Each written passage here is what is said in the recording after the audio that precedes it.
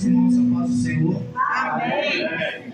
Agradeço, né, pela presença de todos aqui nessa noite, né? Em especial, fico meu amigo Mateus ali, né?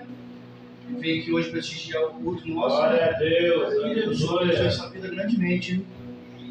E convido os irmãos, já para a gente ganhar tempo, que abram suas Bíblias em Isaías 41. E vamos estar explanando sobre eles. Como quem já me conhece, sabe que eu gosto de trabalhar com os tópicos, né? De dentro do texto.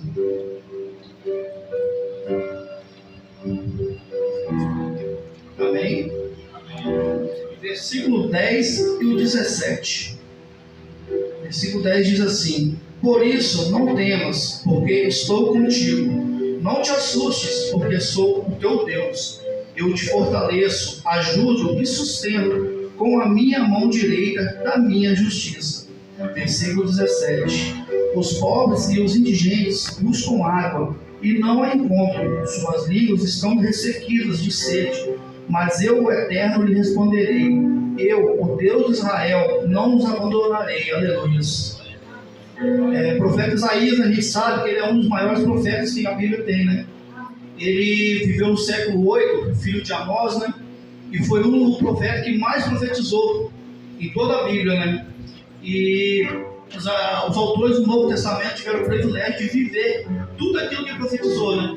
Viram aos seus próprios olhos todos os acontecimentos, porque o profeta Isaías ele é conhecido como profeta messiânico, e porque ele previa, ele profetizou muito sobre a vida do Messias, né, que vinha para poder libertar o povo, né? Porque naquela época o povo sofria muito, né, com o exílio, com lutas, com guerras, com perseguições, né? Então o profeta Isaías foi usado por Deus para trazer revelações do Senhor para eles, né? Para que eles não temessem, não vivessem com medo, né? Porque tinha um Deus por eles, tinha um Senhor por eles, e que haveria de vir um Messias que também intercederia por eles, né? E a gente já vê no seu versículo 10, por isso não temas, né? Na primeira parte do versículo 10, nessa parte, por isso não temas, porque estou contigo. Não te assustes, porque sou o teu Deus. Nessa primeira parte, a gente vê que no tempo de Isaías, o povo sofria muito, né, como foi falado, com exílio, com lutas, com perseguições, e muitas vezes essas perseguições eram com povos mais poderosos do que eles, né? Assim eles achavam. Então eles acabavam se desesperando, né? Porque não tinha ninguém por eles. Eles sofriam injustiça, sofriam lutas.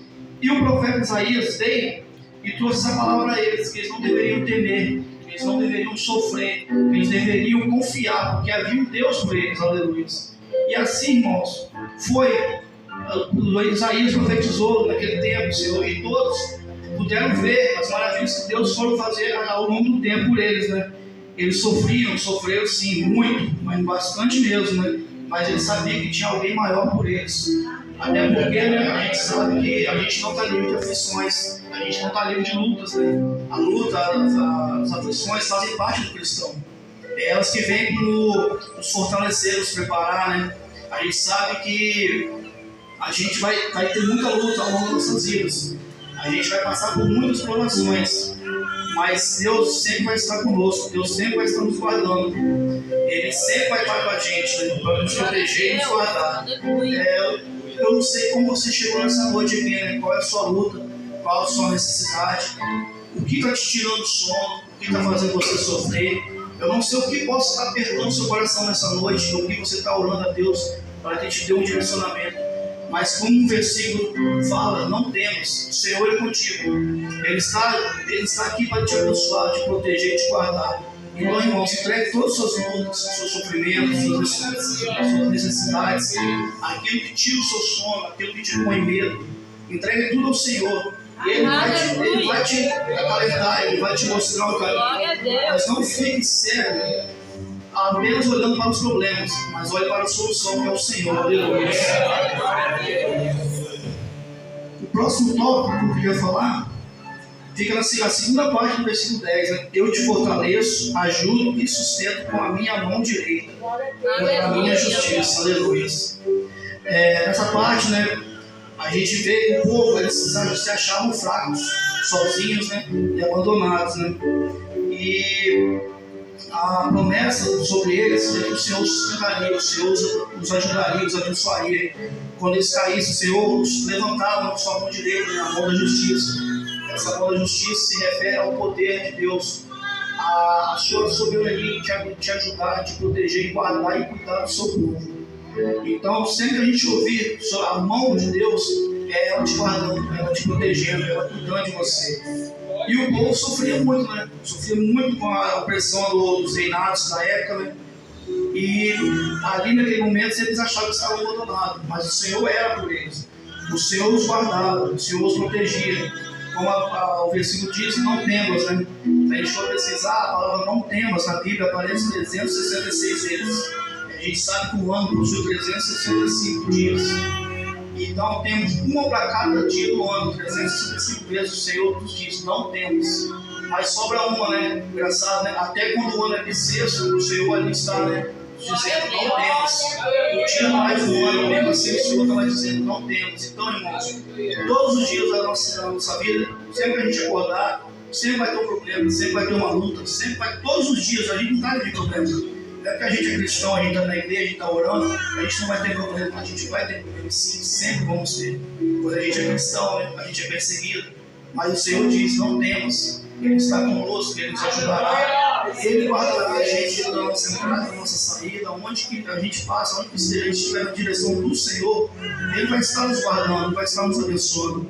Então pode ficar tranquilo, irmãos. Se você tem um projeto, você tem medo que não vai dar certo, se esse projeto estiver na direção de Deus, pode crer, ele vai acontecer. Se você buscar uma resposta de Deus, se essa resposta de Deus for para o seu bem, ela vai chegar para você. Agora, quando não acontecer algo que você queira, pergunte se era mesmo para ser. Se Deus realmente quis, se esse caminho era o que Deus queria para você. Muitas vezes as coisas acontecem na nossa vida, não porque Deus esqueceu da gente, é justamente o contrário, é Ele cuidando de você. Talvez esse caminho que você quis, esse projeto que você quis fazer para você, ele não era de Deus. Então lá na frente você sofreria. Então o Senhor já não permite que isso chegue até você. Por isso, toda vez que você for fazer algo, tiver algum projeto ou algo, entrega ao Senhor primeiro e fale, seja feito segundo a tua vontade, não a minha, mas a tua. Eu tenho certeza, irmãos, que você não vai passar sofrimento, você não vai se arrepender, porque o Senhor tem o melhor para nós.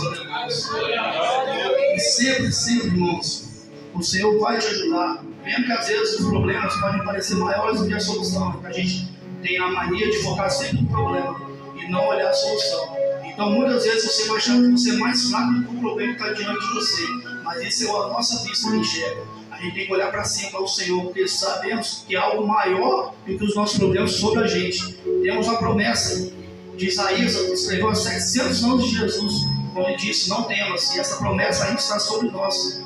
Então não devemos temer, devemos crer, saber que o Senhor está sobre nós, mas que nós devemos estar sempre na proteção, guardados pelo Senhor. Aleluia. Glória a Deus. No versículo 14 também, né? A gente entendeu, mas me chamou a atenção. A gente é comparado, aqui a palavra de Deus no 14 fala, não temas, ó verme de Jacó, ó povozinho de Israel, pois eu mesmo te ajudarei, proclama Yahvé, o Senhor teu Redentor, ó Santíssimo de Israel. A gente é comparado a verme, né? Algumas versões a bichinhos, né?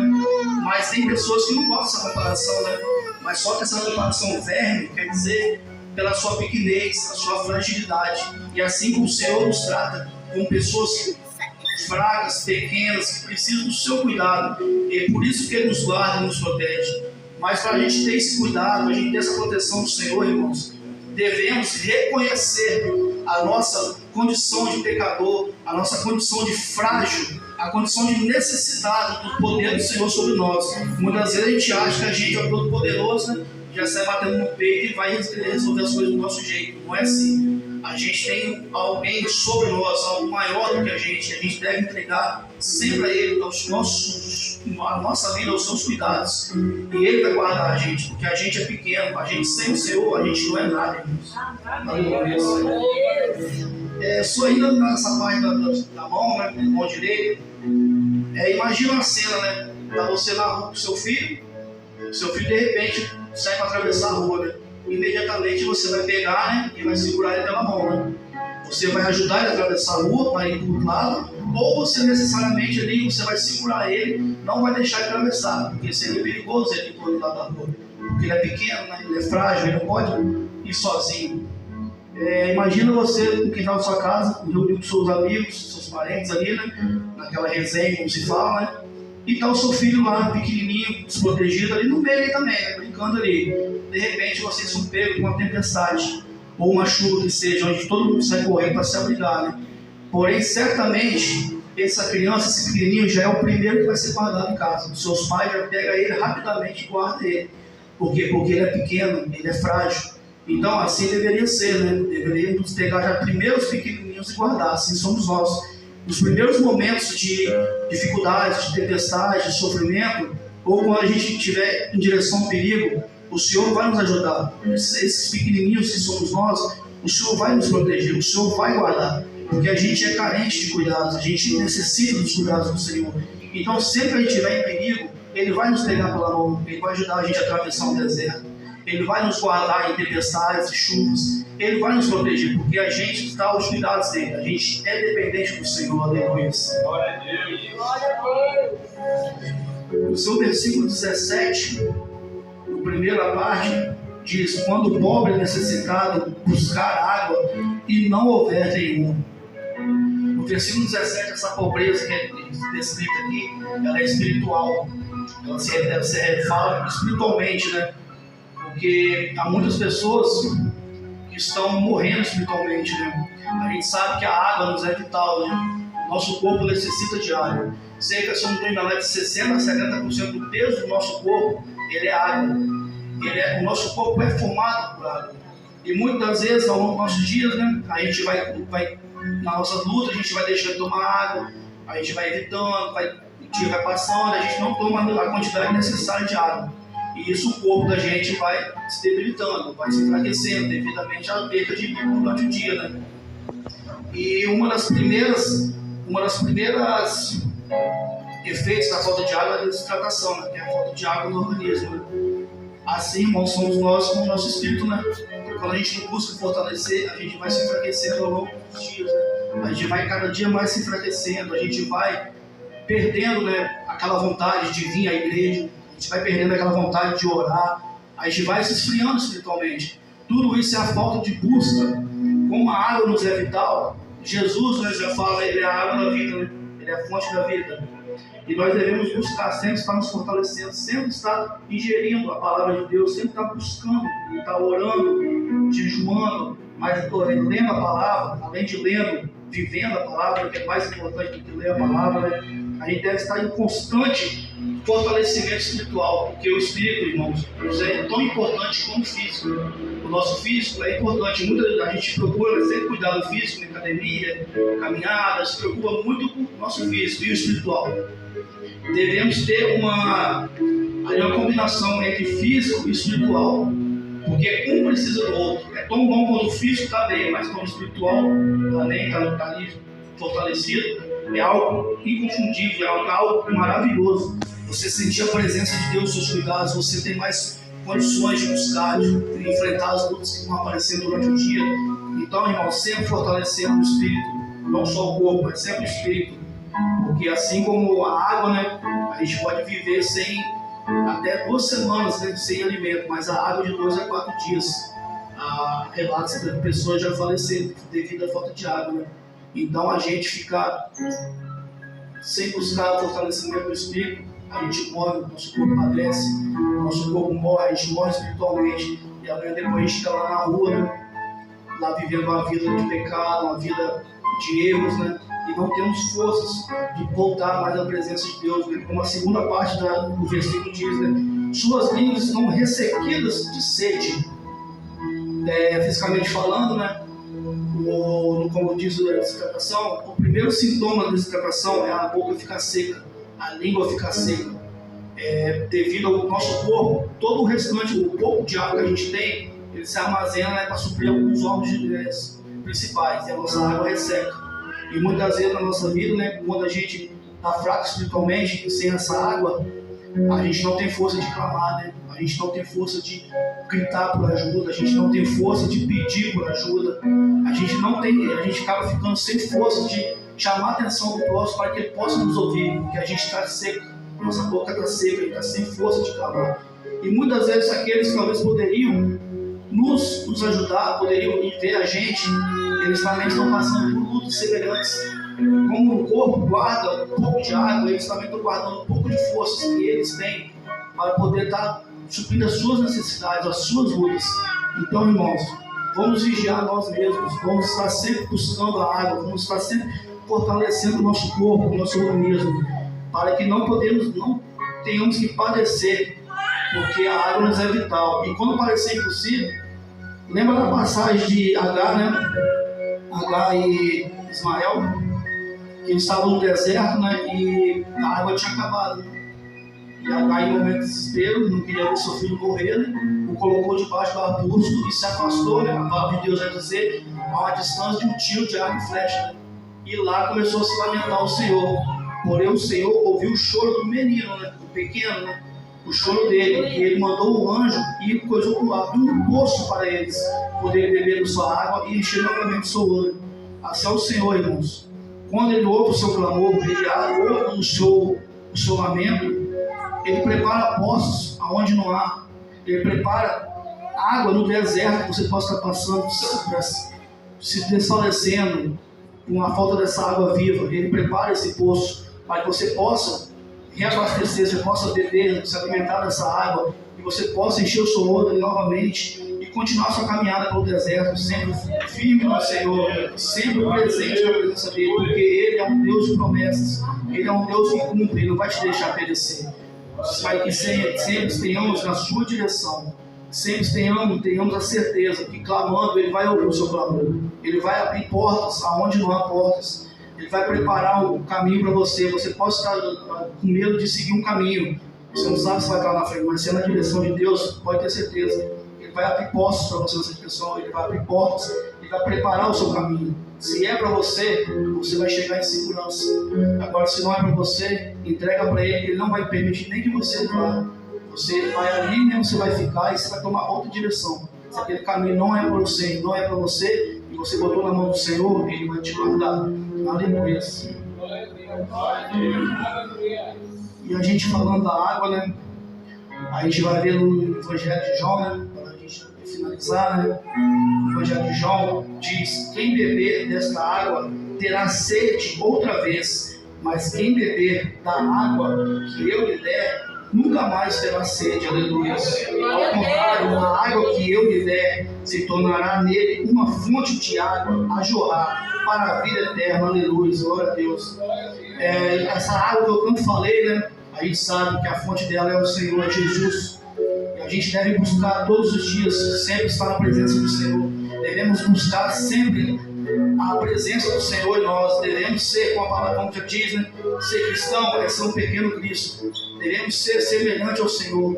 Se você às vezes fica na dúvida como ser cristão, se pergunte o que o Senhor Jesus faria, o que você fez, o que você está prestes a fazer. Se pergunte a você mesmo o que o Senhor faria. Seja um pequeno cristão, seja alguém melhor do que você é hoje, do que você foi ontem, que você ainda precisa melhorar. Mas o Senhor Jesus tem nessa fonte, essa água viva, essa água que te fortalecerá espiritualmente, essa água que vai fazer jorrar dentro de você esperança, amor, irmãos.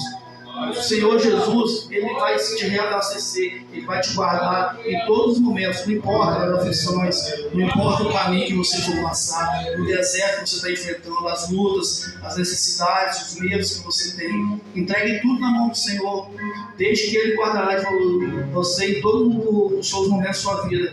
Como o profeta Isaías falou no início, né? Não temas, eu sou contigo. Então, irmãos, confie no Senhor, creia que essa dificuldade que você possa estar passando nessa noite, hoje você terá a resposta, só basta crer. E durante a semana entregue todos os seus dias ao Senhor, confie nele, porque Ele te guardará, Ele te sustentará pela sua mão poderosa, Ele vai te proteger em todos os momentos. Assim, irmão, peço que você siga sobre os seus pés, pois estão orando sobre você nessa noite.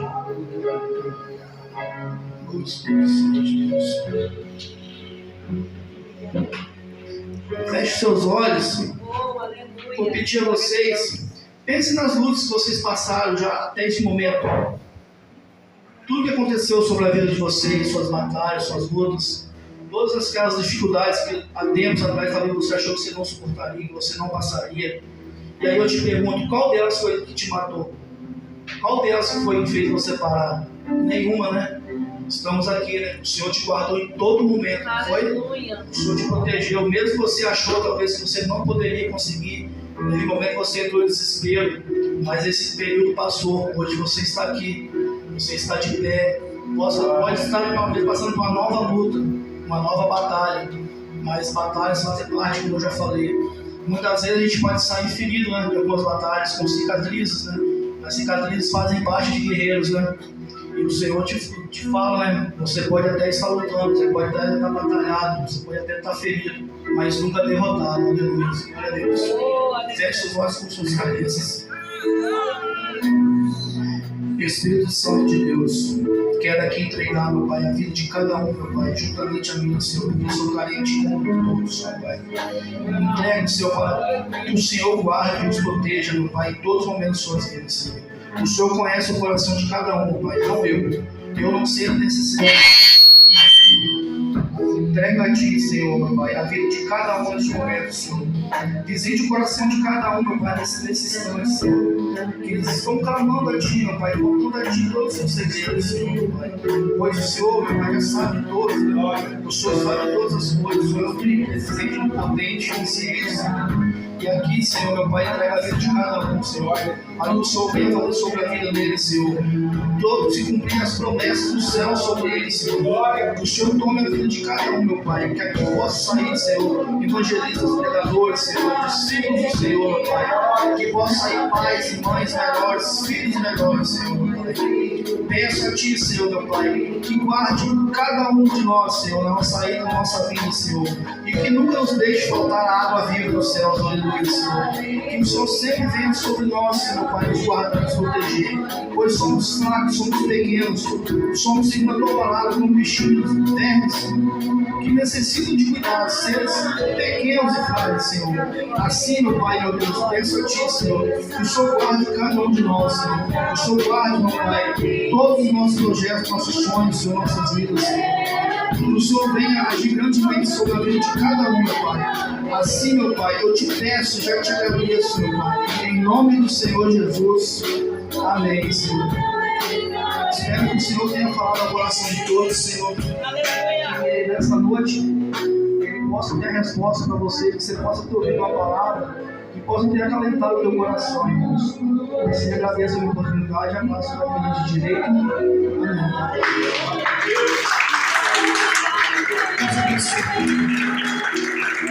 Amém.